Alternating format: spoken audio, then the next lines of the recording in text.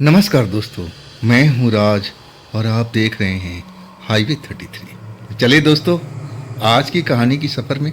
दोस्तों, आज की कहानी बंगाल की है, साल 2009 की। आज की कहानी जो हमें भेजे हैं उनका नाम है दिवाकर। और दिवाकर के साथ में ये खुद की घटना घटी हुई थी जब उनकी उम्र लगभग 25 साल की थी। तो सबसे पहले दिवाकर जी, ये घटना भेजने के लिए, कहानी भेजने के लिए आपका बहुत बहुत धन्यवाद। तो दोस्तों, फिर हम दिवाकर के ही पॉइंट व्यू से इस घटना को पूरा बताने की कोशिश करते। दोस्तों, मेरा नाम दिवाकर है, मैं बंगाल का रहने वाला। और वो जो घटना मेरे साथ में घटी थी ना, साल था 2009 का। तब मेरी उम्र लगभग 25 साल की लगभग थी। मैं ऑटो ड्राइवर था, ऑटो रिक्शा चलाने का काम करता था। अब मैं ज़्यादा से ज़्यादा रात के 11 बजे तक, 10-11 से ऊपर का ऑटो में चलाया नहीं करता था। थक जाता था, पूरा दिन काम करता था। लेकिन कुछ ऐसे लोग थे जो उनको छोड़ना पड़ता था, और वो था रात का टाइम। वो हमारे परमानेंट ग्राहक थे, और उसी चक्कर में मुझे रात को कभी 10 बज जाता था, कभी 11 बज जाता था। लेकिन मेरी जो दिली इच्छा थी ना कि मैं आराम करूं, सुबह से लेकर के शाम तक, रात तक ऑटो चला चला करके थक जाता था। लेकिन वो कुछ मजबूरी थी जिसकी वजह से मुझे काम करना पड़ रहा था। अब हमारे जो गांव में पूरा परिवार था, उनका देखभाल करना, छोटी बहन थी, भाई थे, अब उनको पढ़ाना लिखाना, बहन के लिए शादी का पैसे जोड़ना, अब ये सब तो मजबूरी थी ही। खैर, मैं परिश्रम से बिल्कुल थकता नहीं था, बस मुझे पैसा मिलना चाहिए। खैर, उस रात के पर मैं आता हूँ जब मैं अपनी वो परमानेंट सवारी को छोड़ करके अब मैं घर की तरफ निकल रहा था। वैसे भी आज कुछ लेट हो गया था। अब मैं अपना परमानेंट सवारी को बोला था कि साहब, रोज रोज लेट मत करो। तब बोला कि दिवाकर, अब कुछ मामलों में लेट हो जाती है, मैं करता नहीं हूँ, तो देख लो, अगर तुम्हें मुझे नहीं छोड़ना है तो मैं कोई और देख लूँगा। तब मुझे धक्का लगा कि अरे, ये तो मेरा सवारी निकल जाएगी। मैंने कहा साहब, ऐसी कोई बात नहीं है। अब बड़ी मुश्किल से वो माना था, नहीं तो वो सवारी उस रात मेरे हाथ से निकल जाती, जो बंधा बंधा ग्राहक था एक तरह से। खैर, मैं उस सवारी को छोड़ करके और थोड़ा मन खट्टा भी हो चुका था। अब उससे थोड़ी सी बहस हो गई थी। अब इसी को बारे में सोचता हुआ मैं ऑटो लेकर के चल रहा था। अभी जो कॉलोनी थी ना, मेरी काफ़ी दूर थी। अब बीच रास्ते में जब मैं पहुंचा, तब एक ऑटो ड्राइवर रोड के साइड में खड़ा था। और उसका लग रहा था कि ऑटो अब इंजन काम करना बंद कर दिया, क्योंकि वो ऐसे अंधेरे जगह में खड़ा था। अब उस जगह पर रात को भला कौन ऑटो रोकता है। हाँ, सबसे बड़ी बात थी, एक लाल कपड़ों में, साड़ी में खूबसूरत लड़की उसकी ऑटो के पास इधर से उधर चक्कर लगा रही थी। तब मुझे पक्का यकीन हो चुका था कि ऑटो खराब है। ड्राइवर अपने काम में जुटा हुआ था, इंजन को देख रहा था कि कैसे भी अब इंजन स्टार्ट हो जाए। लेकिन अब जो लड़की थी और जो सवारी थी वो काफ़ी बेचैन थी। ऑटो वाले से अब पूछ रही थी कि कब तक तुम्हारा ऑटो सही होगा, नहीं तो मैं एक दूसरा ऑटो कर लेती हूँ। तब वो ड्राइवर शायद अब बात समझ गया था कि अब मेरा ऑटो तो स्टार्ट नहीं होगा और सवारी मेरी यहीं फंसी है, तो कैसे न कैसे करके सवारी को अब निकाला जाए। और उसी वक्त मेरा ऑटो उस जगह से गुजर रहा था। और तब वो ऑटो वाला खुद आकर के हाथ दिया कि रोको रोको रोको रोको। मैं रुक गया। मैं उस ऑटो ड्राइवर से पूछा, बात क्या है भाई, ऑटो खराब हो गया? और तब कहने लगा, हाँ मैं सही तो कर लूँगा, लेकिन टाइम लगेगा, फॉल्ट का मुझे पता चल चुका है। लेकिन ये मैडम जो है ना, मेरी सवारी, बहुत ही बेचैन है, ना जाने इनको कहाँ जाना है रात के वक्त में। अब आप ले जाओ इसको। मैं उस मेम साहब की तरफ देखा, लाल कपड़ों की, लाल साड़ी में बेहद ही खूबसूरत लग रही थी। मैंने बोला, भाई मैं तो अपना कॉलोनी की तरफ जा रहा हूँ। तब बोला कि हाँ हाँ, इसी रास्ते में है, इसी रास्ते में मैडम को कहीं जाना है, अब तुम खुद ही मैडम से पूछ लो। अब मैं बीच से हट जाता हूँ, जो भी पूरा किराया है आप ले लेना, मुझे कोई किराए से मतलब नहीं। मेरा तो आज नसीब ही खराब है। पहला ही चक्कर में लेकर निकला था, अब पहला ही चक्कर सत्यानाश हो चुका है। ऑटो रिक्शा ने मेरा धोखा दे दिया। एक तरह से वो भुनभुना रहा था, अपना ऑटो रिक्शा को कोस रहा था। तब तक वो जो खूबसूरत लड़की लाल कप साड़ी में अब मेरे पास में आ गई। मैं उसको गौर से देखा, लंबी थी, सुंदर थी, लग रहा था कोई पार्टी वार्टी में जा रही है, ऐसे सज धज के तैयार हुई पड़ी थी। हाथ में एक थोड़ा छोटा सा थैला था। तब वो कहने लगी कि आपकी भी ऑटो कहीं बीच रास्ते में खराब तो नहीं होगी। मुझे थोड़ा गुस्सा जरूर आया था उसकी बर्ताव पर, लेकिन मैं अपने आप को संभालते हुए कह रहा कि नहीं मैडम, मेरा ऑटो बीच में धोखा नहीं देता। खैर ये मशीनरी चीज़ है, ये किसी के साथ में हो सकती है। कहाँ चलना है आपको? तब वो लड़की कहने लगी मुझे एक कॉलोनी में जाना है। जो कॉलोनी थी ना, मेरे घर से थोड़ा सा दूरी पर एक कॉलोनी थी और वो लड़की उसी जगह पर जाने की बात कर रही थी। ये तो मेरे लिए बड़ी अच्छी बात थी कि मेरा भी अब मैं भी अपना घर की तरफ जा रहा था, मैं भी थका हुआ था। चलो थोड़ा सा और आगे जाकर के लड़की को ड्रॉप कर दूंगा, अब फिर लड़की को छोड़कर मैं अपना किराया लेके वापस आ जाऊंगा। मैं खुशी खुशी उस लड़की को बिठा दिया। अब मैं लेके चल पड़ा। पूरा रास्ता वो लड़की एक लफ्ज नहीं बोली थी। मैं अपना ऑटो रिक्शा चलाता हुआ अपने कॉलोनी पार करके दूसरी कॉलोनी में पहुंच चुका था, जहां पर उस लड़की को जाना था। जब हम उस गली में पहुंच गए, अब आगे ऑटो रिक्शा उस गली में नहीं जाने वाला था, जगह ही नहीं बची थी। रोड तो खुला था, लेकिन अब वहां पर कुछ न कुछ अवरोध लगा हुआ था। तब मैंने बोला कि मैडम इससे आगे ऑटो रिक्शा नहीं जाएगा। तब वो कहने लगी थोड़ा सा आप इंतज़ार कीजिए, मैं अभी जा रही हूँ, किसी को साथ में लेकर के आना है और हमें शायद अब रेलवे स्टेशन की तरफ जाना पड़ेगा। आप तैयार हैं छोड़ने के लिए? जो कहोगे हम पैसा देने के लिए तैयार हैं। अब मुझे भी लालच आ चुकी थी। मैं कहने लगा कि ठीक है, लेकिन जल्दी कीजिएगा। अब वो एक तरह से भागती हुई इस गली में चली गई थी। अब मैं तो बड़ा खुश था, चलो आज मेरी डबल कमाई हो जाएगी। मैं अपना ऑटो रिक्शा में बैठ करके इंतजार कर रहा था। 10 मिनट, 15 मिनट, 20 मिनट, आधा घंटा हो चुका था और तब तक आधी रात के आसपास का वक्त हो चुका था। उस कॉलोनी के लोग सारे सो रहे थे, क्योंकि किसी के घर के लाइट का बाहर का रोशनी जल नहीं रहा था। हर जगह दरवाज़ा बंद था। आधी रात हो चुकी थी। अब मैं थोड़ा बेचैन हो गया। आधा घंटा होने के बाद मुझे भी थकान हो रही थी, नींद आने का आसार हो रहा था।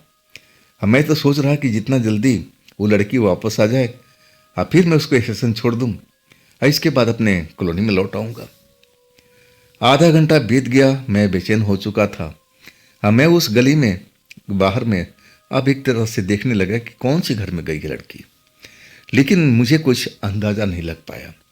अगर गई होती तो बाहर का लाइट जरूर जल रहा होता, लेकिन उस गली में बाहर की लाइट किसी के घर के आगे जल नहीं रहा था।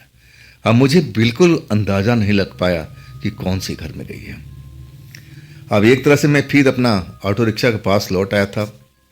इधर से उधर मैं भी घूम रहा था। तभी वो लड़की एक तरह से दौड़ती हुई आई। थैला उसके हाथ में ही था, चेहरे पर घबराहट थी। जब वह हमारी ऑटो रिक्शा पर आई तो बड़ा बेचैन थी, सर के बाल जैसे बिखर रहे थे। क्या हो गया इस लड़की को देख करके मैं अंदाजा लगाने लगा कि क्या किसी से झगड़ा हो गया है। तभी ये भागती हुई आई है, हाँफती हुई, और आते ही कहने लगी स्टेशन चलो, स्टेशन चलो। मैंने बोला मैम साहब आपके साथ में कोई आने वाला था ना। तब वो गुस्से से मेरी तरफ देखी, वो गया भाड़ में। मैं कह रही हूँ ना कि तुम स्टेशन मुझे लेके चलो, रेलवे स्टेशन चलो। बस इसके मुंह से वही आवाज़ निकल रहा था। वो बहुत ही घबराई लग रही थी। मुझे तो पूरा यकीन हो चुका था कि जरूर उसके साथ में कोई लड़ाई झगड़ा हुआ है। तभी ये दौड़ती हुई इस घर के पास से आई है। आखिरकार अब मेरा तो काम ही ऑटो ड्राइवरी का, सवारी को अब उसके मंजिल तक पहुंचाना। अब मैं बोला ठीक है। मैं अपना ऑटो रिक्शा अब एक तरह से स्टार्ट कर दिया था और लड़की फिर पिछली सीट पर बैठ गई, अपना छोटा सा बैग संभाले हुए। मैं बैक मिरर में देख रहा था, अंधेरा था, कुछ नजर नहीं आ रहा था। रात भी अंधेरी थी। हाँ, जब कोई एक तरह से कोई गाड़ी गुजरती रोड पर ना, तब रोशनी में मैं उसको देख पाता था। वो वाकई में अभी तक घबराई हुई थी, जैसे उसका बदन कांप रहा है। जब मुझसे रहा नहीं गया, तब मैं पूछा कि मैडम जी, सब खैरियत तो हैं? वो तो पहले कुछ बोली नहीं, मुझे घूर कर देखी। फिर मैं दूसरी बार उससे बोला कि मैडम जी, आप ठीक ठाक तो हैं ना? कोई दिक्कत परेशानी तो नहीं हुई? तब वो कहने लगी, अगर परेशानी हुई होती तो तुम क्या कर लोगे?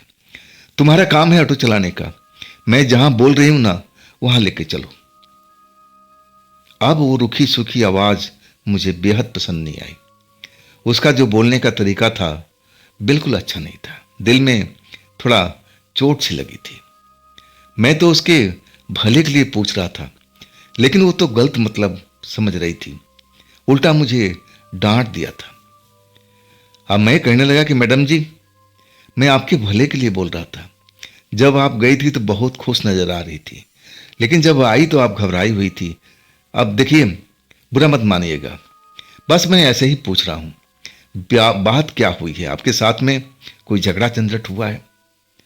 तब वो मैडम जी जो थी ना, अब एक तरह से रोने लगी थी।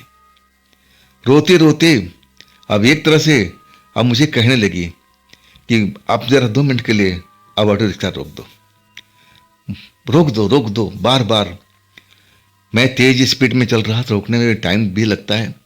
आखिरकार मैं एक जगह पर ऑटो रिक्शा रोक दिया। मैं समझा कि शायद कुछ जरूरत होगी। अब लेकिन वो आराम से सीट पर बैठी रही, रोती रही, सुबकती रही। अब मुझे समझ में नहीं आ रहा था कि मैं अब इससे क्या बात करूं, क्या हो गया। अचानक ये मुझे डांट रही थी, अचानक फिर रोने लगी, कुछ बात भी नहीं बताया। आखिरकार मैंने उसको बोला कि मैडम जी, बात क्या हो गई है, कुछ बताइए, शायद मैं आपकी मदद कर सकूं।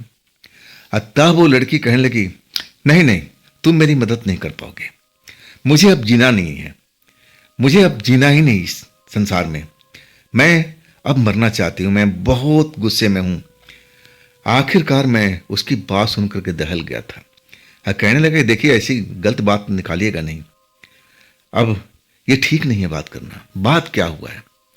तब कुछ देर के बाद वो बोली कि देखो, मैं अपने घर से अपने परिवार को एक तरह से बोल के निकली थी कि मैं तुम्हारे घर में कभी नहीं लौटूंगी। परिवार वाले मुझे छोड़ नहीं रहे थे। अब मैं जिस लड़के से प्यार करती थी, अब उससे मैं शादी करना चाहती थी। वो हाँ भी बोल दिया था। हमारा एक तरह से प्रोग्राम तय भी हो चुका था कि हम अभी शहर से दूर निकल जाएंगे। उस लड़का ने बोला था कि मेरे रिश्तेदार कहीं रहते हैं, हम वहाँ जाएंगे, कुछ दिन रहेंगे, और फिर हम लोग शादी वादी कर लेंगे, और फिर उसी शहर में सेटल हो जाएंगे। अब सब कुछ तय होने के बाद मेरा जो परिवार को पता लगा, मैं ही बताई थी, तब हमारे परिवार वाले ने मना कर दिया कि नहीं, तुम ऐसा काम नहीं कर सकती, तुम घर से निकल नहीं सकती। एक तरह से मुझ पर बंदिश रखा गया। लेकिन मैं इन चीज़ों को परवाह नहीं किया। मैं अपने परिवार से झगड़ती रही उस लड़के के लिए जिससे मैं प्यार करती थी। आखिरकार मैं अपने परिवार को छोड़ दिया। फिर मैं अब तुम्हारे साथ ही उस जगह पर पहुंची थी। उसी कॉलोनी में मेरा वो बॉयफ्रेंड रहता था। लेकिन जब मैं उसके घर गई ना, तो मुझे देख करके हैरान रह गया। वो बोला, तो मैं तो मजाक में सब बात बोला था, तुम तो सीरियस हो गई। ऐसे भला कोई शादी होता है? मेरे भी परिवार है, मैं उनसे बात करूंगा, तब हो सकता है। लेकिन मैं जहां तक जानता हूं, मेरे परिवार वाले अब तुमसे शादी नहीं कर पाएंगे। वो ऐसे ही मेरे पर बहुत खपा रहते हैं। अब तो मैं घर के नहीं घाट की रही, घर से बोल के आ गई मैं आपके घर में कभी नहीं लौटूंगी। और यहाँ आकर के अब मैं ये हकीकत से एक तरह से रूबरू हुई, तो वो मेरे पैरों के नीचे अब एक तरह से जमीन निकल चुकी थी। मैं लास्ट में बहुत ही रिक्वेस्ट किया उस लड़के से कि चलो तुम अपना परिवार को छोड़ दो, मैं भी अपने परिवार को छोड़ दिया, हम दोनों न्यूट्रल हो जाते हैं, चलते हैं उसी जगह पर जहाँ तुम बोले थे। तब वो लड़का कहने लगा, देखो, मैं ये सब बातें मजाक में किया था, मेरा कोई रिश्तेदार को मैं जानता नहीं जो शहर में रहता है, मैं तो बस झूठ बोला था तुमसे। अपनी औकात पर आ चुका था। और माफ़ करना, अब ऐसी लड़कियां तो बहुत होती हैं जिनके साथ में झूठ बोला जाता है और तभी तो प्रेम हो पाता है। अब मैं समझ गई थी कि मैं तो एक तरह से लुट चुकी हूँ, बर्बाद हो चुकी हूँ। ना तो मैं घर के रही न घाट के रही, ना तो मुझे अब माँ बाप घर के अंदर रखेंगे और ना मेरा प्रेमी। अब एक तरह से अब मेरे पास में कोई रास्ता ही नहीं बचा है। मुझे तो अब इस संसार में जीना ही नहीं है। आप ऐसा करो, स्टेशन पहुंचा दो, अब मैं अपने आप को मार दूंगी। और तब मैंने उसको समझाना शुरू किया, कह रहे भगवान ने आपको एक तरह से इतनी खूबसूरती दिया है और देखो कितनी सुंदर हैं आप। ऐसा आप कभी सोचना मत, ये पाप है, ऐसा कभी नहीं करते। अब मेरा बार बार समझाने के बाद वो लड़की रोती रही, सुबकती रही। तो मैं क्या करूं, कहाँ जाऊं मैं, कौन रखेगा मेरे से, कौन मेरे से शादी करेगा। अब एक तरह से उस लड़की पर मुझे दया आ रही थी, दया आ रही थी, लेकिन मैं अभी कुछ समझ नहीं पाया था कि मैं उसके लिए क्या कर सकता हूं। और तभी अचानक लड़की बोली, क्या तुम अपने घर ले चलोगे मुझे, क्या तुम मेरे से शादी कर सकते हो, बोलो हाँ बोलो, अगर कर सकते हो तो चलो मैं तुम्हारे साथ चलती हूँ। वाकई में कभी सोचा नहीं था कि ऐसा भी अब पाला पड़ सकता है। मेरे पास में सोचने समझने की शक्ति नहीं थी उस टाइम में। वो लड़की एक एक बात बोल रही थी, मेरे दिमाग में बैठ रहा था। आखिरकार मैं उतने ही पल में डिसीजन ले लिया था। अब बोला हाँ, मैं आपको अपने घर पर ले चलूंगा, अपने घर पर रखूंगा। मेरे अब भाड़े का घर है, किराए का घर है, मैं अकेले ही रहता हूं। लेकिन रहा शादी की बात, मैं अपने परिवार से बात करूंगा, मेरे परिवार वाले जरूर मान जाएंगे। आप सुंदर हो, सुशील हो, पढ़ी हुई लग रही हो, अब अच्छे परिवार से हो, हमारा परिवार मान जाएगा। और जब हमारा परिवार मान जाएगा, अब उनके सामने मैं शादी करूंगा। लड़की अब एक बार मेरी तरफ देखी और कहने लगी, ठीक है तो ले चलो अपने घर पर, मैं तुम्हारे साथ रहने के लिए तैयार हूं, और जब तुम्हारा परिवार मान जाए तो हम शादी भी कर लेंगे। एक तरह से मैं बड़ा उस टाइम उलझन में पड़ा था कि कहीं मेरा परिवार नहीं माना और तब अब इस लड़की का क्या होगा। लेकिन मुझे पूरा यकीन था कि मेरे परिवार ऐसा नहीं करेगा। लड़की सुंदर है, सुशील है, पढ़ी लिखी है, अच्छे परिवार से है, मैं अपने परिवार को समझा दूंगा। और वही सोच करके मैं अपना ऑटो में उस लड़की को फिर लेके चल पड़ा अपनी कॉलोनी की तरफ। जब मैं अपने कॉलोनी के अंदर पहुंचा ना, तो सही मायने में रात के 2 बज रहे थे। अब मैं जो नींद से माता हुआ था, नींद पूरे मुझे सता रही थी, अब नींद मेरी उठ चुकी थी। जब मैं अपने कॉलोनी का घर में गया तो पूरा कॉलोनी के लोग मजे से सो रहे थे। हाँ, आवारा कुत्ता थे जो मुझे रोज देखते थे, अब कभी भौंकते नहीं थे। लेकिन उस रात उस लड़की को लेकर के अब मैं अपने कॉलोनी के तरफ अब गेट खोलने जा रहा था, और तभी 2-4 आवारा कुत्ते आकर के मुझे भौंकने लगे थे। क्यों भौंकने लगे थे? अब मुझे तो यही लगा कि ये साथ में लड़की है, नहीं तो आज तक ये आवारा कुत्ते मुझे कभी भौंके नहीं थे।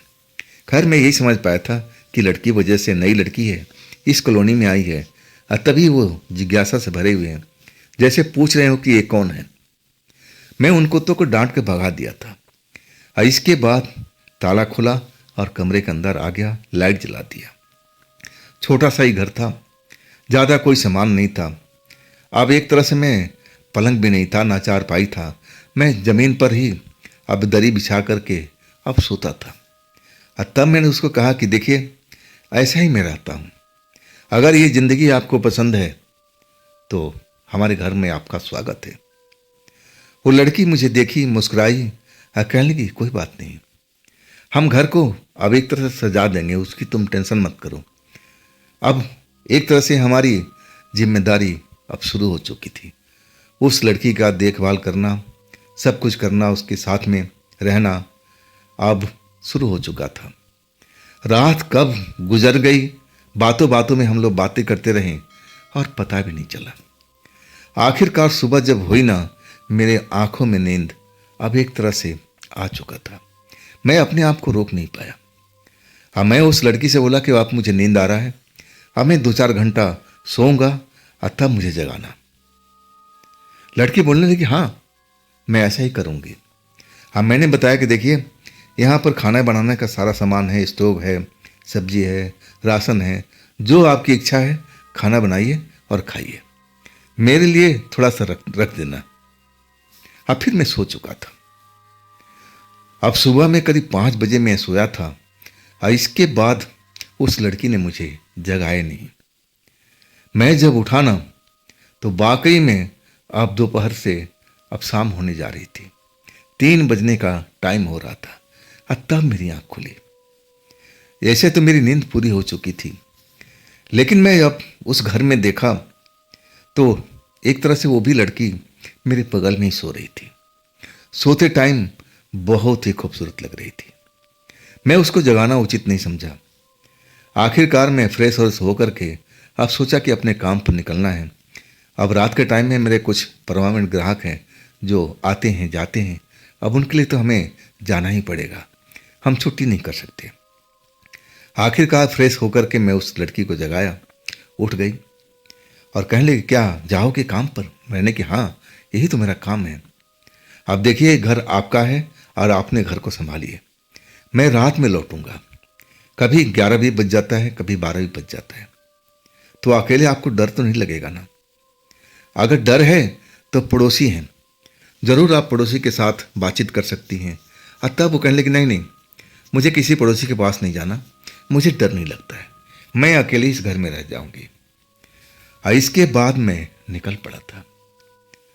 मैं रात को करीब 11 बजे आया तो घर में खुशबू फैली हुई थी, खाने का सुगंध अच्छा आ रहा था, लग रहा था कि बहुत लाजवाब व्यंजन बना हुआ है।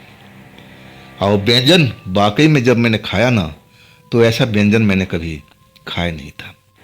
वही सामान था, वही सब्जी थी, वही राशन था, लेकिन एक बनाने का कला और किसी के हाथों में वो जादू होता है, शायद वही जादू का असर था कि इतना सुंदर खाना बना हुआ था, मोहक सुगंध आ रही थी। मैं तो जी भर के खाया। वाकई में उस दिन लगा कि हाँ अगर घर में पत्नी हो ना तो घर एक तरह से स्वर्ग बन जाता है।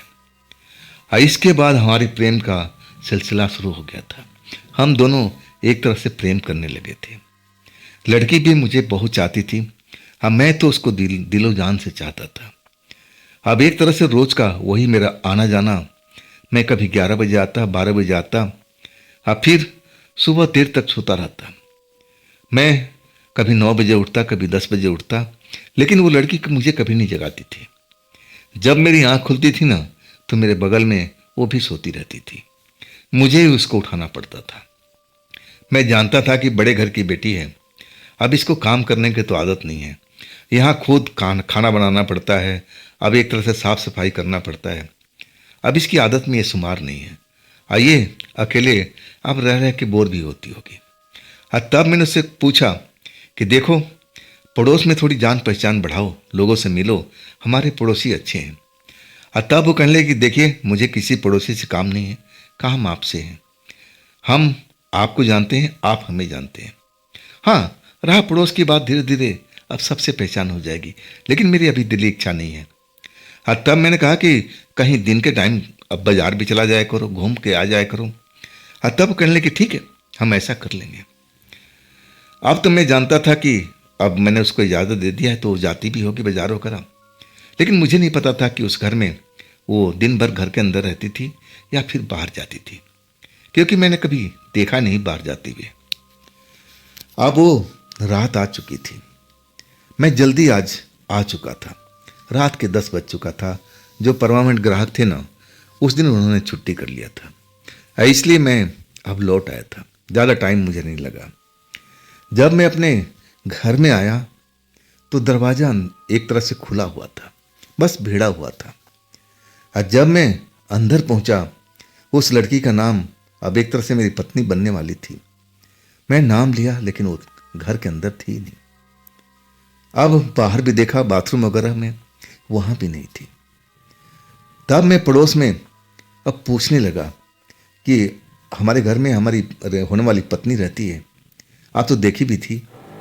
तब उन्होंने बोला कि हाँ मैं देखी तो थी, लेकिन मुझे नहीं पता है कि कहाँ गई है। अब एक तरह से कोई जानकारी नहीं मिल रही थी। मैं इधर उधर उसको काफी ढूंढने की कोशिश किया, लेकिन पता नहीं चल पा रहा था कि इतनी रात को वो कहाँ चली गई है।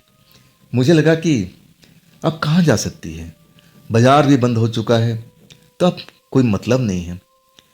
आखिरकार मैं पूरा एरिया एक तरह से ढूंढने लगा, कहीं बाहर गई हो, रास्ता भटक गई हो, लेकिन ऐसा कहीं पर भी वो मुझे नजर नहीं आई। थक हार करके मैं लौट गया था। अब एक तरह से खाना भी घर में नहीं बना था। मेरा तो भूख अब उड़ चुकी थी। शरीर में थकान ज़्यादा थी। आज सुबह से मैं सर्दी का मेरे बदन में असर हो चुका था, और नींद कब आ गई मुझे पता ही नहीं चला। मेरी पत्नी, होने वाली पत्नी, बाहर थी। मैं एक तरह से सोच चुका था। अब ऐसा क्यों हुआ मुझे कुछ भी मालूम नहीं हुआ, जबकि मेरे को बहुत चिंता थी, कहाँ चली गई, कहीं गुम तो नहीं हो गई। लेकिन यह जो नींद आया ना, इसके बाद मुझे कुछ होश ही नहीं था। जब मेरी आंख खुली ना, तो एक तरह से 2:30 से 3 बजे का समय था, सुबह का।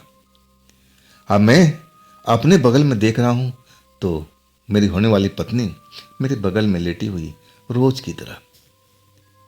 अब मैं समझ नहीं पाया कि मैं इतना देर तक ढूंढता रहा कि कहाँ गई, लेकिन वो मिली नहीं।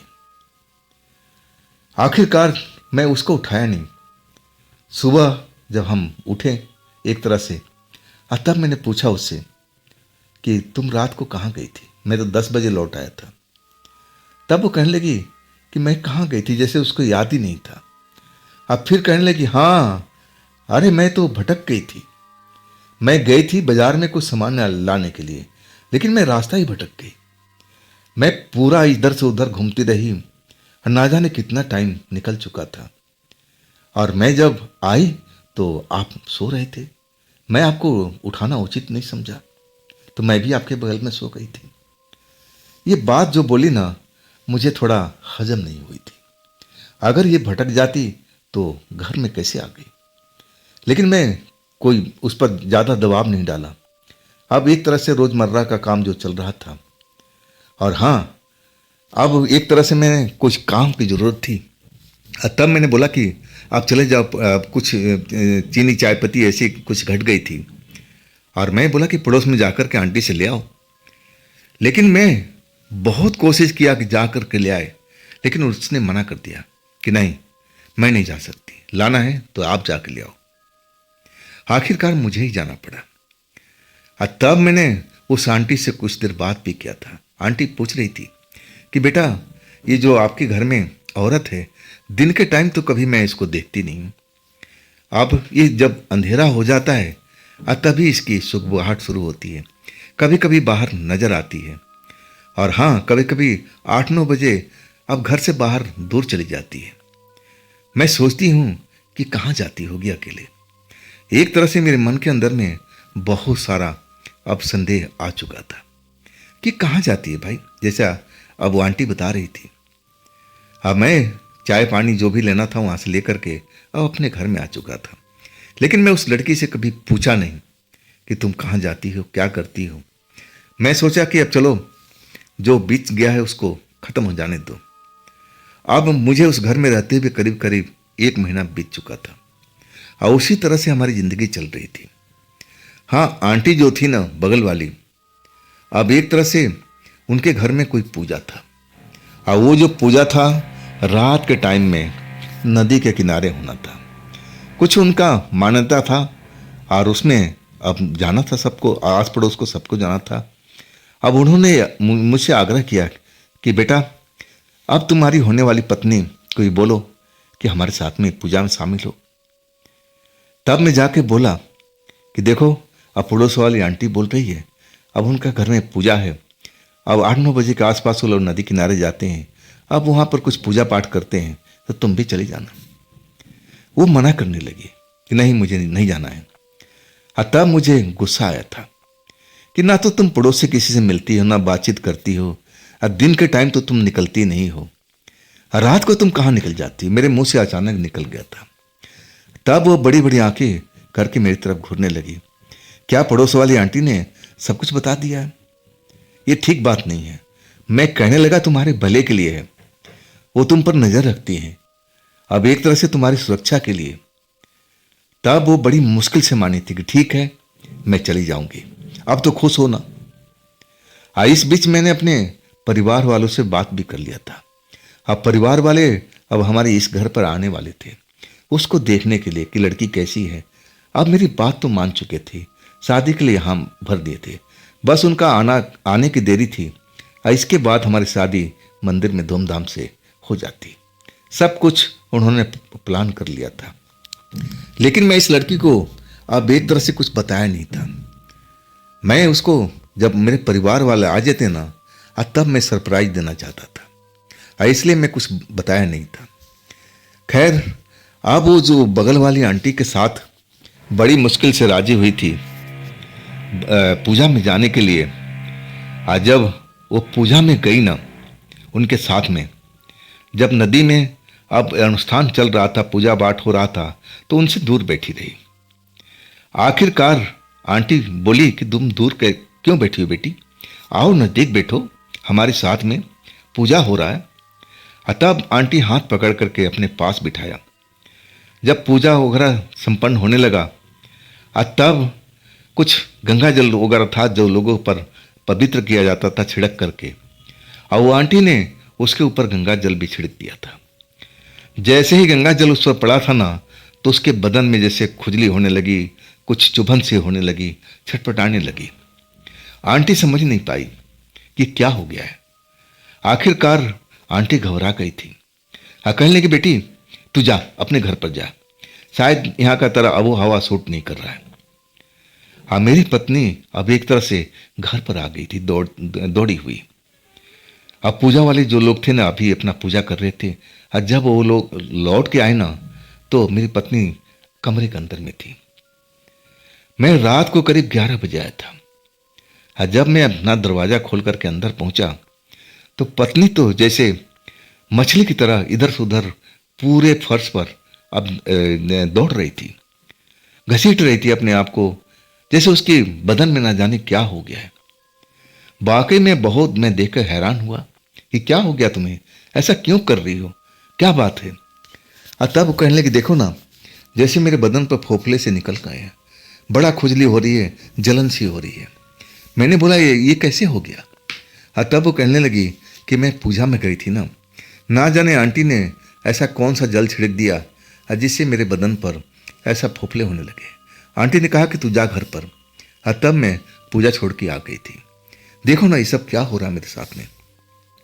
वाकई में मैं कुछ समझ नहीं पाया था कि आखिर गंगा जल डालने से किसी के शरीर पर फोफले क्यों पड़ेंगे। मुझे लगा कि कोई एलर्जी होगी, एलर्जी उभर आई है।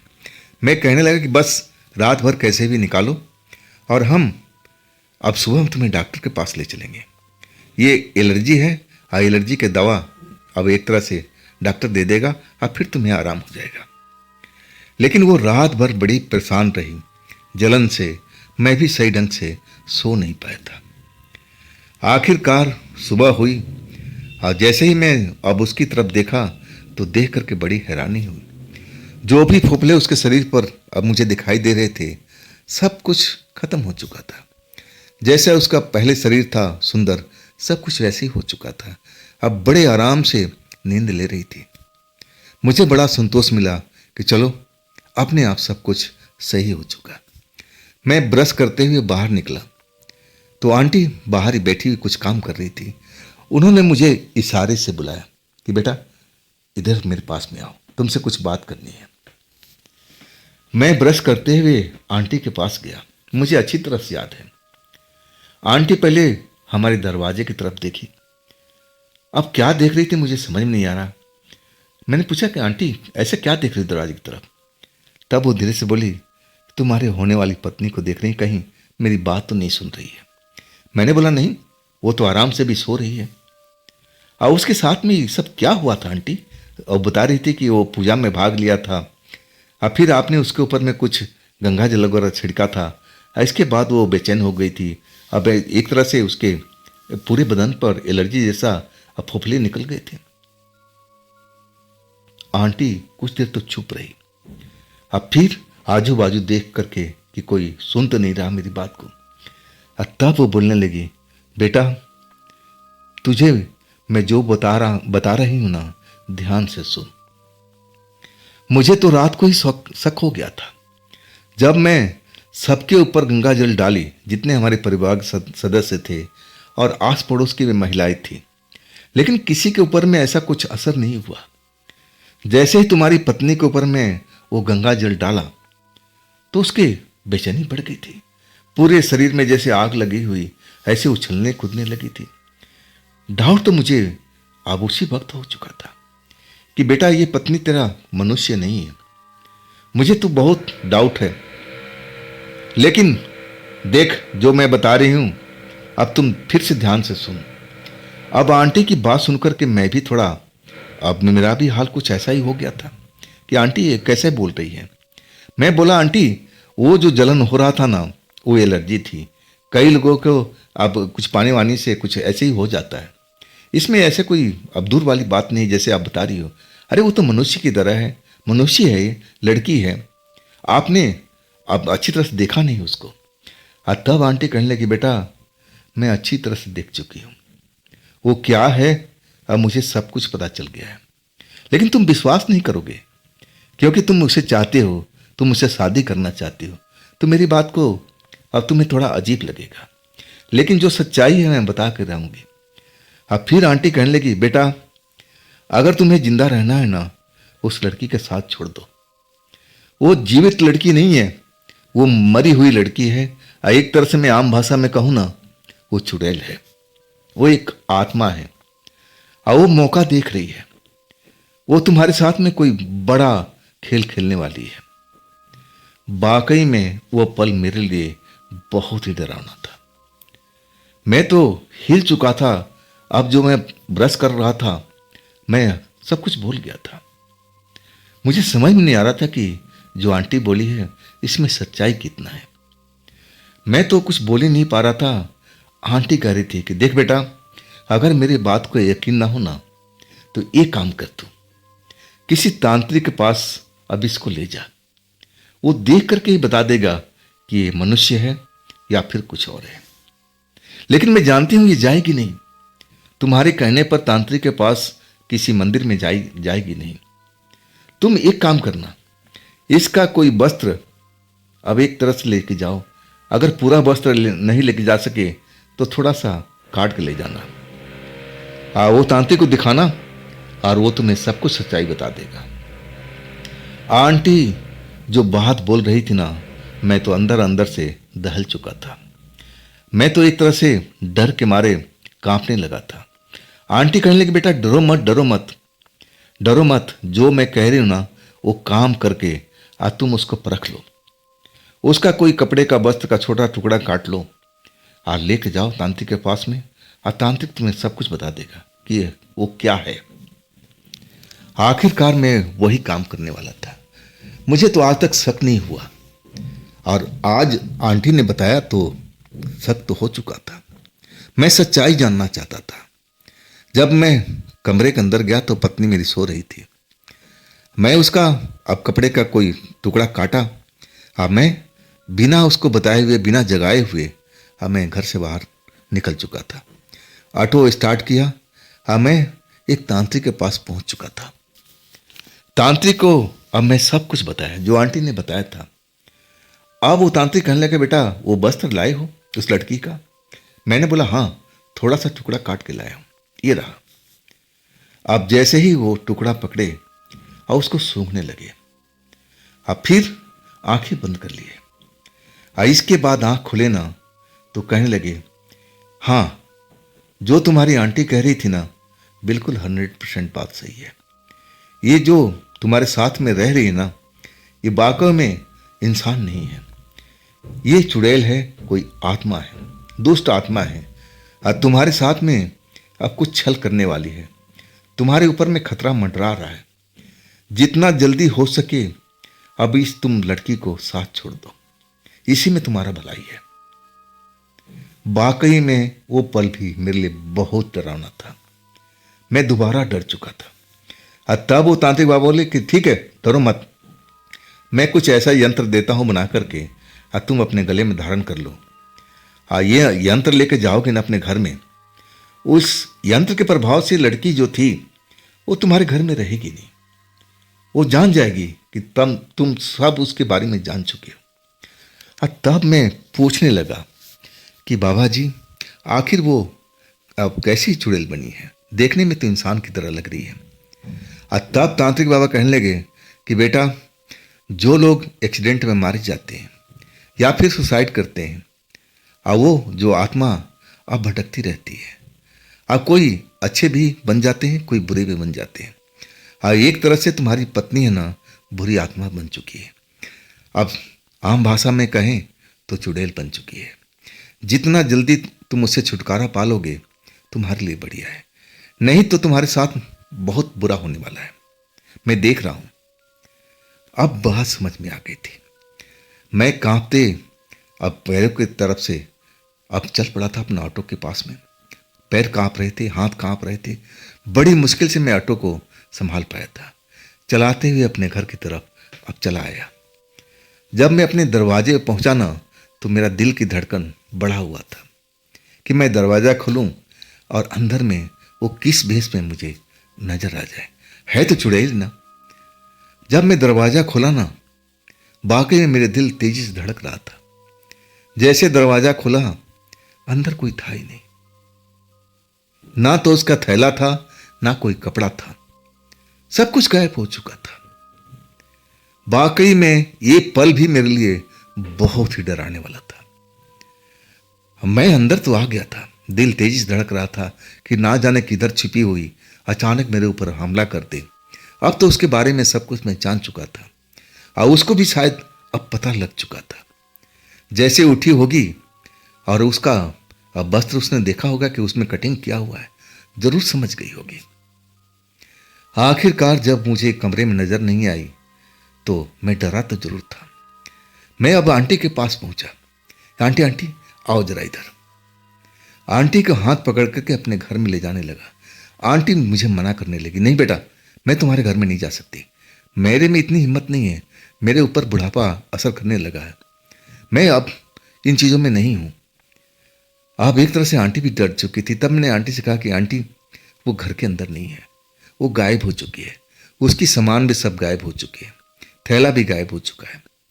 और तब आंटी कहने लगी, तुम तांत्रिक के पास में गए थे? मैंने बोला हाँ, सब कुछ बता दिया। तब आंटी बोली, अच्छा किया बेटा, जरूर, अब मुझे तो पता लग चुका था, लेकिन वो तांत्रिक बाबा ने बिल्कुल सही बताया। तुम्हारे ऊपर बहुत बड़ा खतरा मंडरा रहा था। अगर तुम बच जाते तो बच जाते, नहीं तो वो तुम्हें ना जाने तुम्हारे साथ में क्या हल करती। अब एक तरह से समझ लो तुम्हारा नया जीवन मिला है। वाकई में मुझे बड़ा संतुष्टि मिला। 2 दिन के बाद मेरा परिवार भी अब आ चुका था। अब कहने लगे कि दिखाओ लड़की, कहाँ है लड़की। मैं सब कुछ अब बताने लगा। मेरी बात सुनकर के जैसे उनको लग रहा था कि यकीन नहीं हो रहा हो। हाँ, तब मैं आंटी को बुलाया कि आंटी, मेरे अब परिवार वालों से बात करो। आंटी ने बुलाया। हाँ, आंटी बोली कि देखो, अब आप लोगों की एक फर्ज है, और वो फर्ज को आपको पूरा करना चाहिए। बड़ी मुश्किल से आपके बेटे की जान बची है उस चुड़ैल के द्वारा, नहीं तो वो मार देती, कुछ भी कर सकती थी। अब आप लोग का फर्ज है कि इसको गांव ले जाइए और जितना जल्दी इसकी शादी करा दीजिए। अगर शादी हो गई ना, तो वो चुड़ैल चाह करके भी आपके लड़के के पास नहीं आएगी।